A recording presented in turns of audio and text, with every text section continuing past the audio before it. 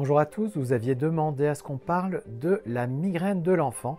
Eh bien c'est chose faite, j'accueille Jeanne Malek qui est pédiatre algologue à l'hôpital Trousseau à Paris et qui a gentiment relevé le défi de vous informer sur la migraine de l'enfant. Écoutez bien jusqu'au bout parce qu'elle vous donnera également les coordonnées d'un site très intéressant et qui répondra à beaucoup de vos questions. Merci Jeanne, c'est à toi pour la première vidéo et j'espère plein d'autres après. La migraine de l'enfant.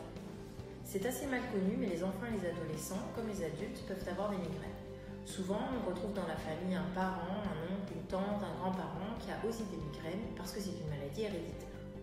La migraine de l'enfant ressemble à la migraine de l'adulte. C'est un mal de tête très intense qui se situe en général au niveau du front ou de la tempe, d'un côté ou de l'autre, ou des deux, et qui est tellement intense que l'enfant ou l'adolescent doit arrêter ce qu'il est en train de faire, en général pour se mettre au calme, à l'abri du bruit et de la lumière qui augmente son mal de tête. Et puis, il y a souvent des nausées et des vomissements, parfois très importants, qui accompagnent ce mal de tête.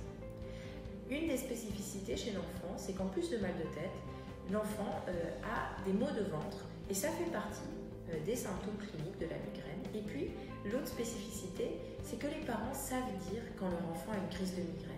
Parce que soudainement, leur enfant est très pâle, cerné, et puis que l'enfant il va chercher son lit pour aller dormir parce que le sommeil soulage en partie la migraine. Parmi les signes qui sont habituellement décrits dans la migraine, il y a des patients qui ont des auras. Comme chez l'adulte, ce sont des signes neurologiques qui accompagnent le mal de tête. Il y a environ 50% des enfants qui ont des auras et les plus fréquentes, ce sont des auras de type visuel, c'est-à-dire l'enfant voit des taches de couleur ou des points noirs ou a une vision floue, des auras auditives, des sifflements pendant la migraine, des bourdonnements ou parfois même l'impression que quelqu'un a appelé le prénom de l'enfant mais en fait personne ne l'a appelé, ou enfin des signes sensitifs à type de picotement ou de fourmillement au niveau des bras ou des jambes ou du visage. La migraine de l'enfant, c'est souvent impressionnant, invalidant, mais ce n'est pas une pathologie grave et entre les crises, les enfants vont bien.